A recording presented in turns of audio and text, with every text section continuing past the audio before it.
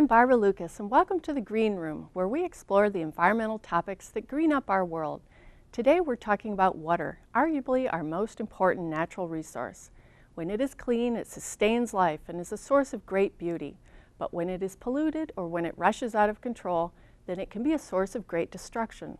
This week's guest is Janis Bobrin, the Water Resources Commissioner for Washtenaw County, Michigan, whose job it is to manage our water to maximize its benefits. Janis, welcome to the show. Thank you for having me, Barb.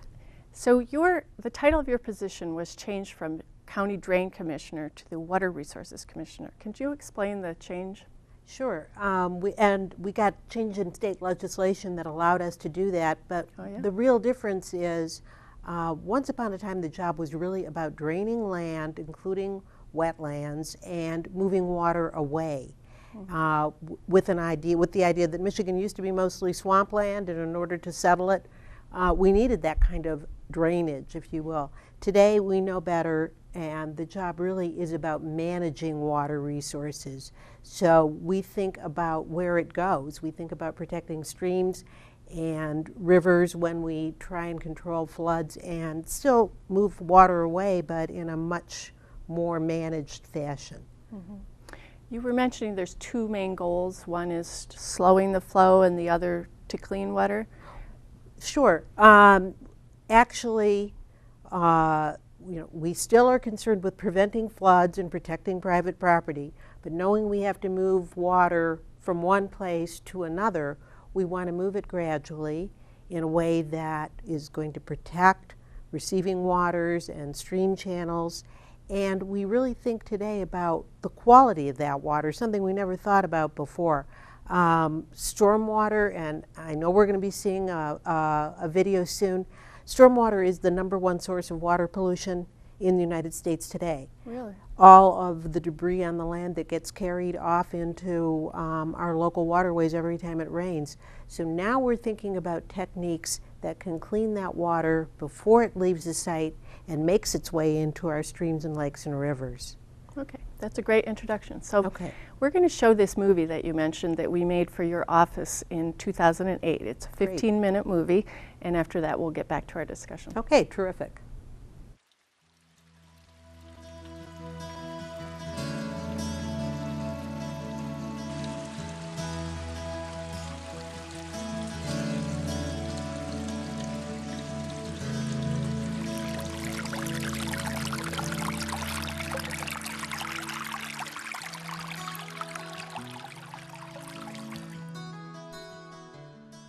Mark Clancy, his wife and 2 children, live in southeast Michigan.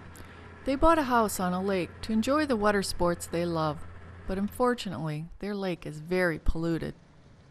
It even smells. We have to keep our windows closed because of the odor. Despite the pollution, they still use the lake for water sports, although they worry about the possible effect on their health.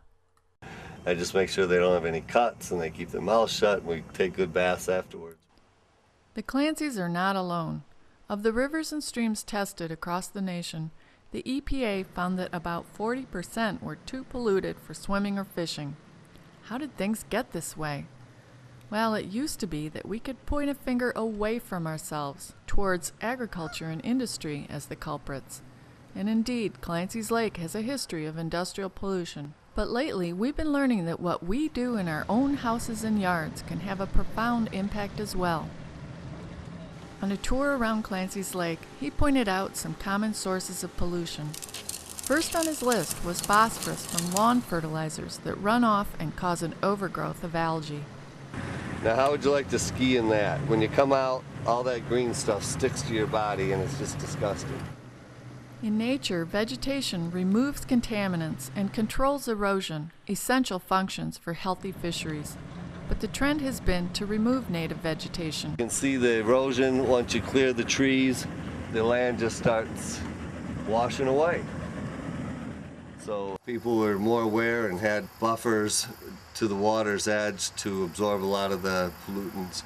We could have a better lake and raise the values of the houses, and kids could use it more without being apprehensive. Clancy noted that animal waste from our pets and urban wildlife can also cause pollution. A lot On the lake here, I can show you where there's pipes. We're coming up to one up here.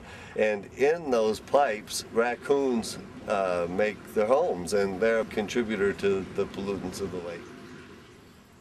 Contaminated runoff or directly dumping waste down drains was another problem Clancy pointed out. Across the street is a subdivision, and anyone that pours pollutants down the storm drain or washes their car and it has oil in it, this is where it comes, directly right into it.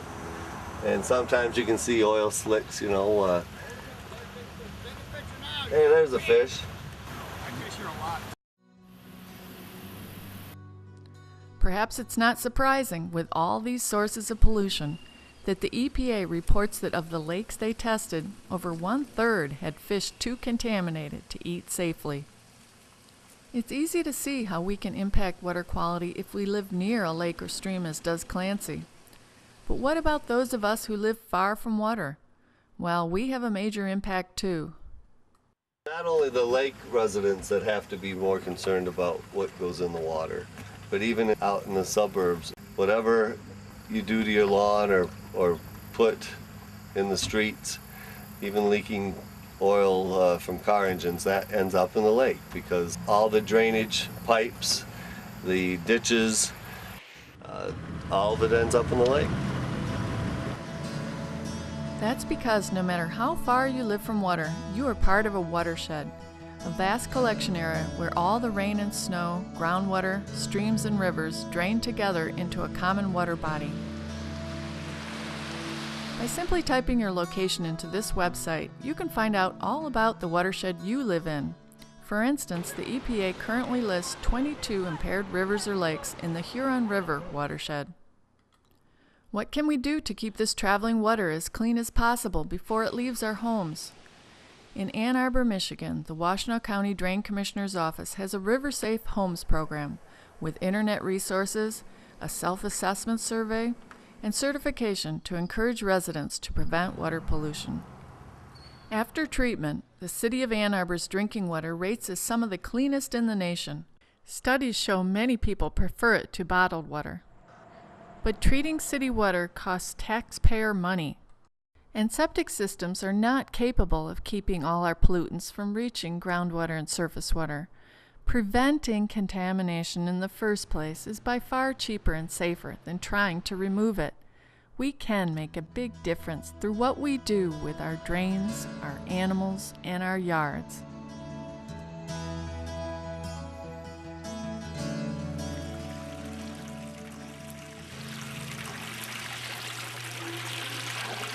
One of the most obvious things we can do is to not put pollutants down our drains. Take toxins to your household hazardous waste collection site for proper disposal. Utilize pharmacy take-back programs for leftover medications, or wrap them in multiple layers and put them in the household trash. Wrap and trash. Never put them down the drain. Use non-toxic cleaning products, and buy dishwashing detergent that is labeled phosphate-free, because phosphorus can contribute to algal blooms. But at least water leaving household drains goes to a treatment plant or a septic field first, while what enters our storm drains doesn't receive any treatment at all. Storm drains connect directly to rivers and lakes through underground pipes, dumping untreated water right into our environment. So do your part to keep pollutants out of the storm drains. For instance, wash cars on the lawn, or use a car wash.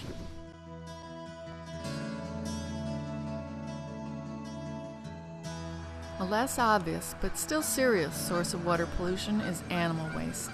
In Washtenaw County, one of our biggest water quality problems is E. coli bacteria. And we've done studies to try and figure out where's this bacteria coming from.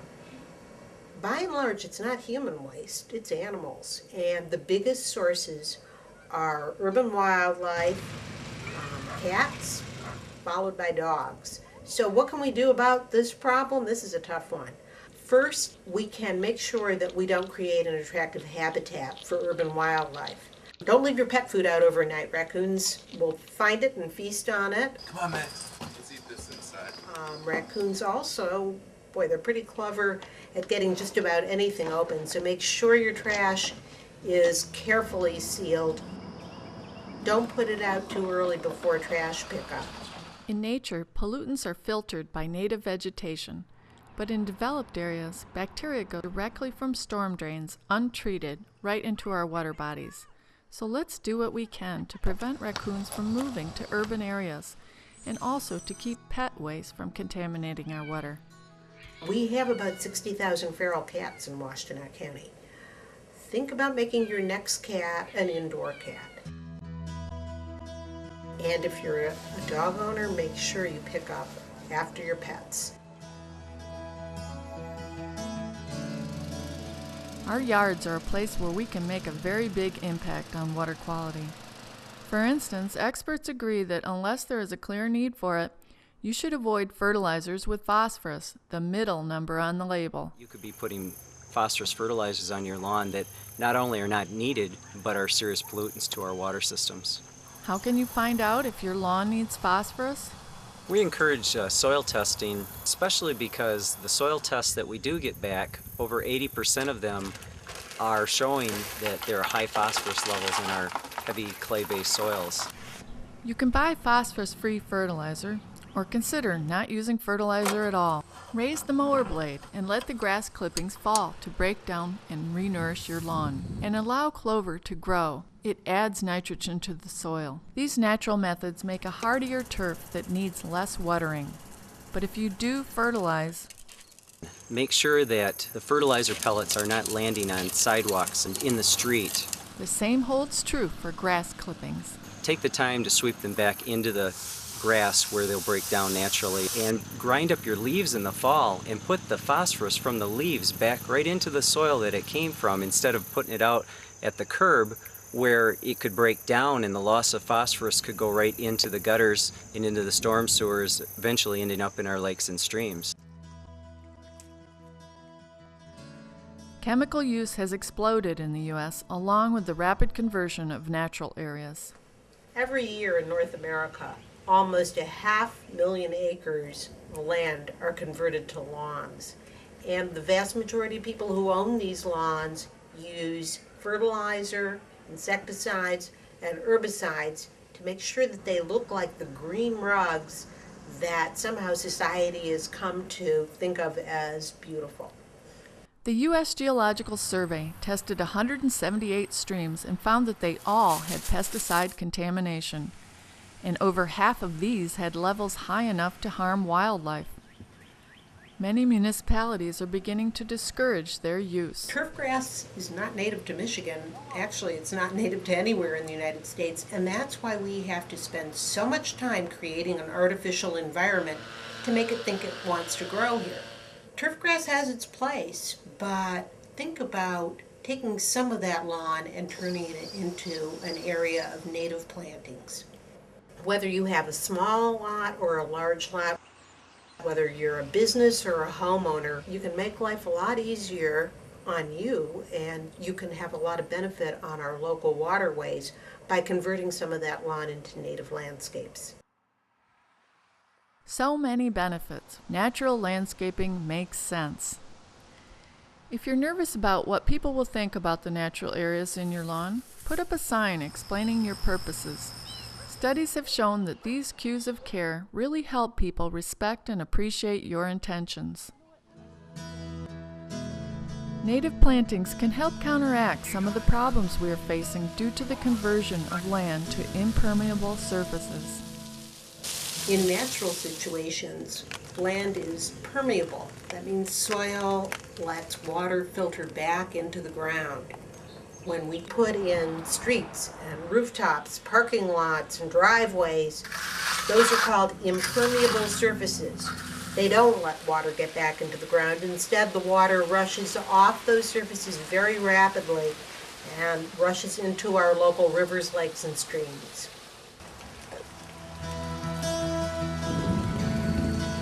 Do you ever go out after a rainstorm, the air smells good, the land looks fresh and clean? Well, stop and think about it. Where did all that litter and debris and sediment, all the stuff that was on the ground before the rainstorm go? Well, it all got washed along with storm water into our local waterways. What can we do about it? We can slow the flow. Each one of us can make a difference if we think about managing our own stormwater on our own properties. By putting in a rain garden and directing rooftop runoff, maybe driveway runoff, to an area that's made up of native plants with very deep root structures that can take up huge volumes of water. They can also survive in drought times. They help filter out pollutants and they hold the water in place. They're very effective stormwater managers, and they don't require the addition of watering, fertilizing, mowing, all the things that we have to do to get turf grass to grow here. It's not hard to find out what we can do to keep our water clean. There's lots of resources at the national, state, and local level. For instance, if you search for the phrase water quality on the Washtenaw County website, you'll find a homeowner's handbook, resources to build a rain garden, and a survey to measure your home's progress towards keeping our water clean. Clean water is something people of all ages care about and can do something about. My kids are involved. They come with me to meetings and they do the lake cleanup, and they're aware of the problem and concerned about it, and they're trying to make a difference. We share our world with lots of creatures. What we do affects their survival because our homes and our waterways are all connected. Will our wildlife and our children have clean water to depend on in the future? It's all in our hands.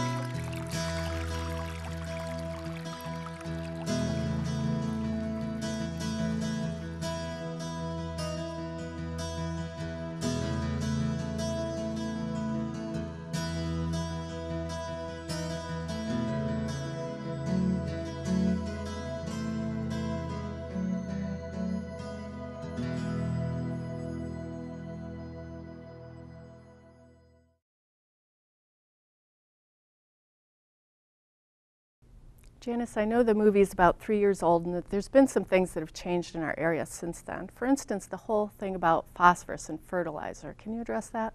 Sure, and phosphorus is still one of the pollutants of greatest concern in this area because of what it does to lakes and streams, and you saw that pretty clearly in the video.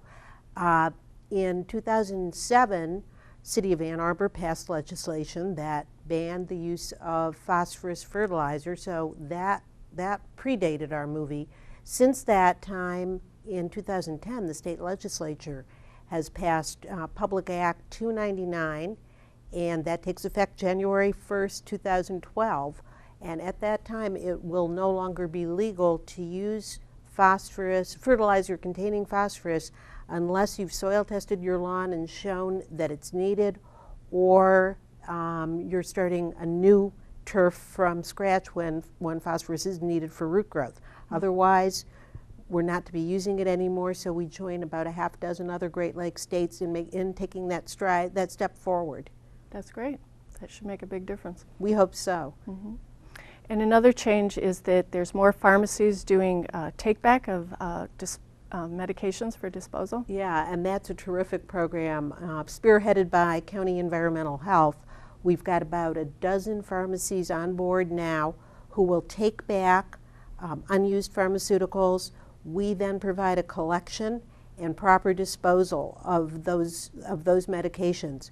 We still have a little bit of a problem with narcotics and what are called scheduled drugs because the pharmacies can't take those back, but viewers today should look online and or get in touch with local police departments and the sheriff's office because periodically they oversee a take-back program for narcotics and dangerous drugs. There's a Michigan Clean Sweep program that I heard about. I Googled Michigan Clean Sweep, and then I got this website, and it says that there's take-back events now and then that will... There are, and those are the ones by law enforcement officials, Okay. and I know that Clean Sweep is enabling us to expand to other counties, this Okay, kind great. of pharmacy take-back program. So that's something we're very excited about. And how can people find out those 12 pharmacies that... Okay. there's a really easy to find website, don'tflushdrugs.com. Okay, great. And that's a county website. The pharmacies are listed with more information, their addresses, and we're getting more on board all the time. So we're really excited that local businesses are seeing this as part of what they ought to be doing to make this a cleaner environment. That's great. Another thing I've noticed that has changed since we made the movie, it seems like there's more extreme weather events. For instance, I came across this article in the newspaper recently. It says, disasters in the U.S., an extreme and exhausting year. It says that in the U.S. in 2011, we had a record 10 weather catastrophes costing more than $1 billion, 5 separate tornadoes, 2 major river floods, drought, blizzards, hurricanes. It says it's been about double the average of the 1990s. So what are we doing to prepare for this kind of thing? Well, we can't always prepare for some of the really big events, but we can talk about smaller steps. But this May was the wettest spring on record. Well, most of the rainfall was in May, but it was the wettest spring on record in this area, so ever. And wow. Then over the summer and last summer as well, we saw some huge storms. They were not what they call 100-year or really 1% likelihood storms of occurring in any given year, but they fell with such intensity that there was no way for the water to get into the storm drains in the street, and we ended up seeing a lot of area-specific flooding. We had, for example, over an inch fall in certain parts of Ann Arbor in 15 minutes. And I don't know that I've ever seen anything like that before. Yeah, it was crazy. So if we can not really prepare for those adequately ever because they're just so extreme, what about the medium-sized events? For instance, I've been reading about innovations in the materials that they make driveways and roadways out of. Okay, and just kind of to go back to can't prepare ever, we do have to, pipes have to be limited in size just by economics and the fact that you've got to get them under roadways. So there are some engineering design standards that are a limiting factor in how much water we can convey. But getting back to the question about what can we do in more moderate storms, we've actually installed some permeable asphalt and a small, rather short street, Sylvan, in Ann Arbor, not far from the athletic campus. And it's incredible to watch buckets of water just disappear right into the pavement instead of running off. So these are the kinds of technologies that we're beginning to try and put in place. And that, Sylvan was kind of a test so that city road engineers could see how it's going to work. But that's one approach that we're using to try and reduce runoff. And with permeable pavers for driveways, we filmed a driveway where they couldn't afford the whole driveway to be, because it's kind of expensive, so they used gravel 2-track for the rest of it. But the driveway apron is cement, and we show a hose. The water's just going straight off the cement, and then as soon as it hits the permeable pavers, it goes straight down. So it's really a market difference. It's amazing. You can also see that at Olson Park, the north part of Ann Arbor, and Easy Street, which is located off of Packard in Ann Arbor. A great example of using pavers. And not only is it getting water back into the ground, it actually is slowing traffic because people see this different surface and so they drive slower.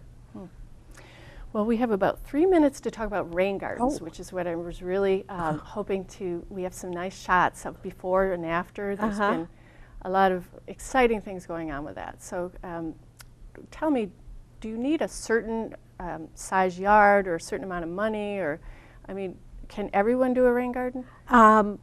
Pretty much everyone. We've put about 50 in around Washtenaw County. And the one thing that they have in common is that everybody who was participating in the program had maybe a low-lying area where water was collecting, or they wanted to take their rooftop runoff, some portion of runoff from their site, and get it back in the ground. So, it isn't a money thing, it's sort of what you want. It can be small or large, and you can hire a landscape architect, spend lots of money, or I think you actually just put one together yourself. Well, played yeah. around, and I understand it's really pretty nice. Well, I have two examples. One was we had water in our basement, and so I wanted to get water away from the house. So I simply built a trench coming from the outlet from my rain gutter, and the trench was, of course, didn't cost me anything. And then the area that I had dug out, I just grabbed some plants from my parents' place where they live in a wetter area than I do, and transplanted them, and they took just fine. So that was a total no cost, and it took me, like half a day, and I weed it now and then, but it's growing really well. And then the other one is a more organized thing where I actually dug a big pit and, lined it with some more sandy material. And that was one thing you had said earlier, that Right. you need to make sure the water goes down. Right, so if you're dealing with hard packed clay, you probably want to break it up and bring some compost in so that the roots of the plants can get established and the water can get back in the ground. That's the other thing they all have in common. You look for water-loving plants.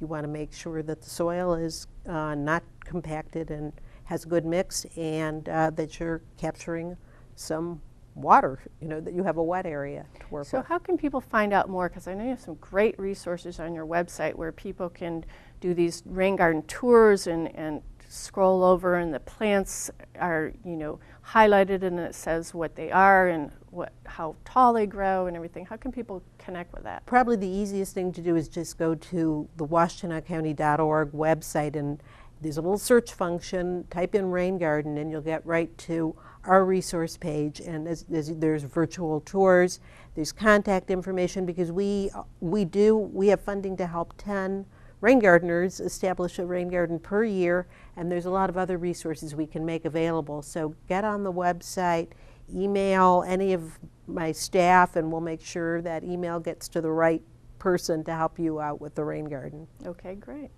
And your the email address for you is drains@ewashtenaw.org. That'll be our general mailbox, and we'll route it to the right person. Great.